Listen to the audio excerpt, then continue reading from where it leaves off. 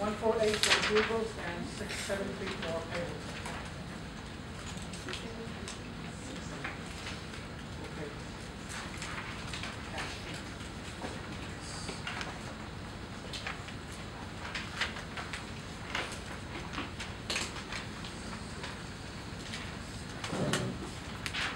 I think I'm happy with receivables. Got off to a full start, but the debtors have gone up for two reasons. They're still not as big, so there's an increase of 148, increase of 148, increase of 148. If there's an increase of 148, is that good or bad for cash? Bad for cash. Now, your payables are slightly hidden because you've got a breakdown of your current liabilities. So your opening is 2989, your closing is 4278. Now, when you buy a sub, there's additional trade payables of 407, and there's an additional exchange difference there of 209, which makes the number bigger. So 2989 plus 407 plus 209, that is giving me 3605. 3605 and 4278, that is giving me a figure of 673. So again, I think these numbers have become bigger. Yeah? So you've acquired a sub with more liabilities. The exchange difference is effectively a loss on the payable, so that makes it bigger, and therefore you've got a figure here of 673. So you've got an increase in payables. Is that good or bad for cash flow? Good.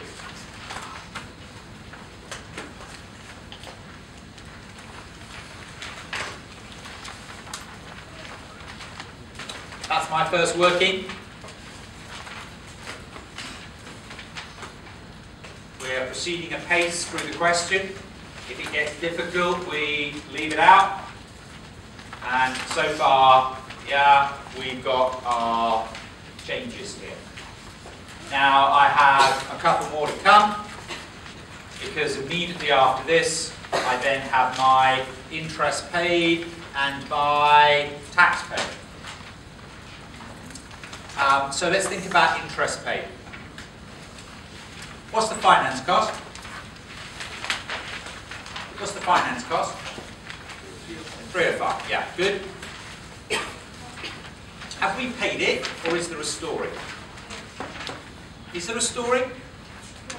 I don't remember particularly reading a big story about finance costs, but when I see the figure of 305, there is a note beside it. And that goes back to a note that I ought to be familiar with, note number 3, which is the pension, and there's a finance cost of 29 in the pension. Now the double entry for the 29 has been debit to P&L and credit liability. I haven't paid the 29. So what is my finance cost is 305, but I haven't paid 29 in respect of that. So the finance cost, if I take the figure of 305, I have to take away 29, that would leave me with interest paid of only 276. So far as I am concerned, there is no accrual for interest. I've not seen anything else on interest. This 29 hasn't been paid. I don't think I need to do a more complicated working than that. Taxation paid scares me. We'll come back and sort out taxation paid later.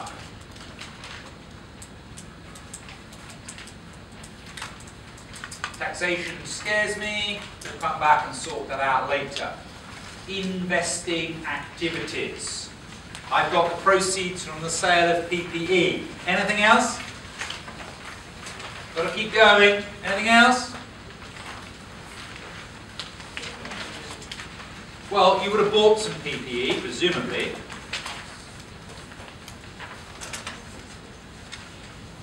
But that number scares me.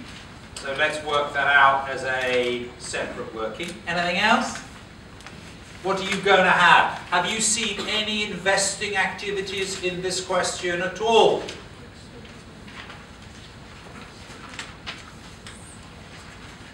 The acquisition of the sub. The acquisition of the sub. Yeah? So from note number 4, we'll have a payment to buy the sub.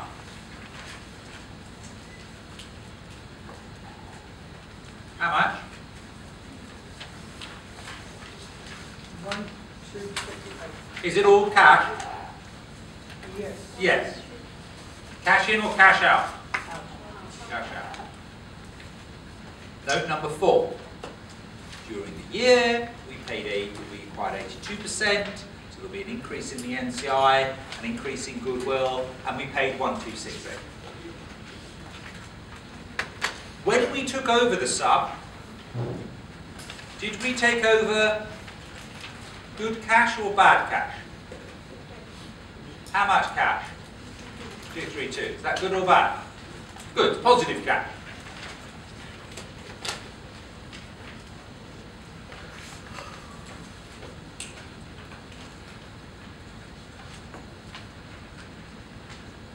I'm trying to pick the low-hanging fruit. I'm trying to get the easy marks.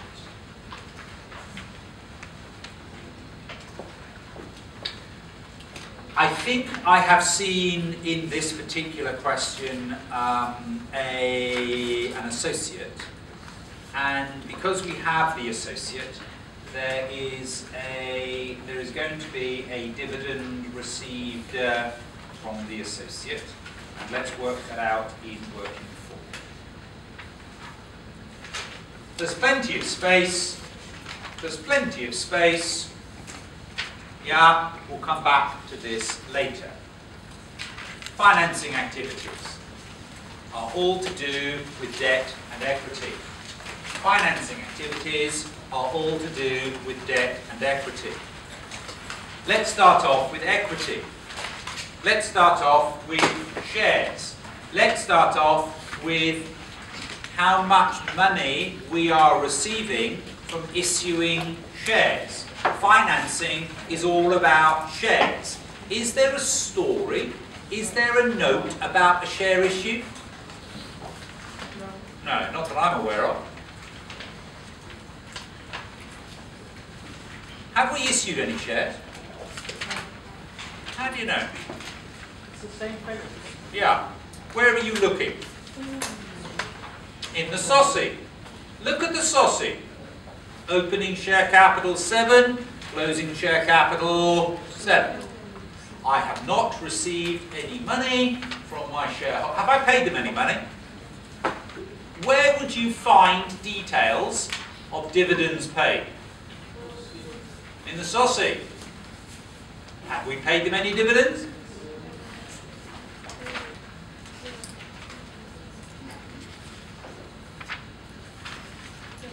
How much? 445. That's not the full story. There's a perfect reconciliation of the NCI. So you also have the dividends paid to the NCI. And there's no working that I'm doing. Easy, easy days. Yeah? Can you see the numbers in the question? Or are you just tired and copying them down? Yeah, there they are. There they are. There they are. Here. Here's where they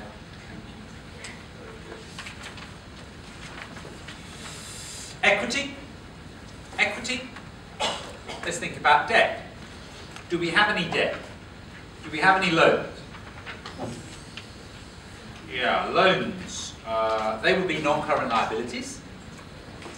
They would be going up. So we've got here new loans. Oh dear, there's a story about it. Oh dear, there's a reference to number 4. Don't like that, bit scared of it. I'll come back and sort that out in working 5.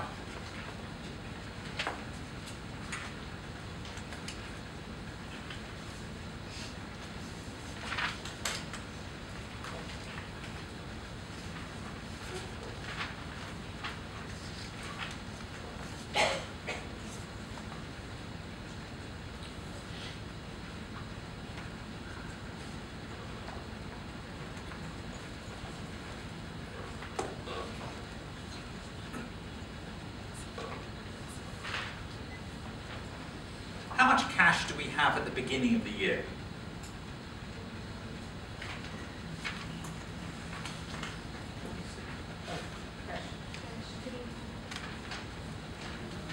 Well, it partly depends how you define cash. But we do have cash of 394 at the beginning of the year. But we also have current assets, highly liquid investments, readily disposable into known amounts of cash without risk of changes in value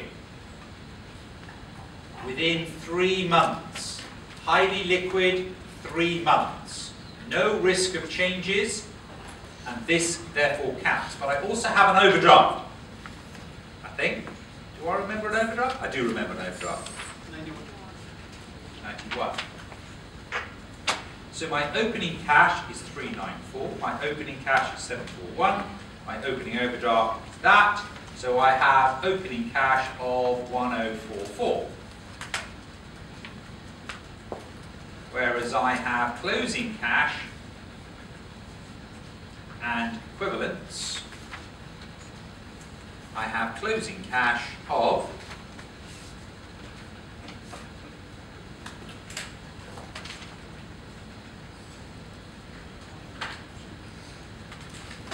13, 1543. Is there an overdraft at the end? How much is the overdraft at the end? Oh, quite a big one, isn't it? 1228.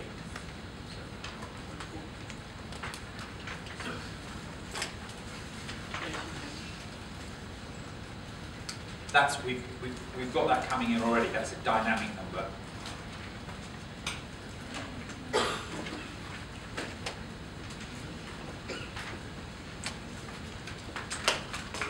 Has it been a good year or a bad year for cash? Are we a net saver or a net spender this year? Saver. Our cash has gone up. So the change in cash and cash equivalents that we have got is 284. And we have got that 284 by working backwards. My style, my approach with cash flows is to read it well, is to lay out the format, operating, investing, finance, to look at the workings and to go through the question using the format to drive the question. Anything difficult, you leave alone. You must get to the end of the question because I think these are relatively easy marks for dealing with the dividends paid, and if I get stuck, I don't get to write down the simple little things. I've left plenty of space. I can now go back and sort out these so-called difficult things. So I have left out a number of particular things, and one of the things I've left out is my taxation paid, so I haven't dealt with taxation paid. One of the things I've left out is PPE. One of the things I've left out is dividend received from associates. One of the things I've left out is my new loans. And these are exactly the sort of workings we were doing in isolation before we started doing the big question. And we are now more familiar with the question because we've been going backwards and forwards. I'm conscious of the time, but I'm also conscious that I want you to do a little bit of work. I don't mind which one you choose. You could do tax, you could do PPE, you could do associate. Please, however, could you have a go at calculating one of these more difficult figures, because they're going to need a separate working. They're going to be worth at least 2 marks, maybe 3, depending on the twist involved. So yeah, here you go. I'm not asking you to do the whole question. I'm not asking you to finish it off, but just choose one of the workings, yeah, and just think, okay, let me put everything to do with tax in there, or let me do everything to do with PPE there. Let me put everything into one place. When we were doing them as small examples, everything was there in front of your eyes. What you've now got to do is to trawl the question and keep trawling the question to make sure you have everything in it. 5 minutes, yeah, 5 minutes. Just have a go at one, yeah? And just be good to get your hands dirty on one.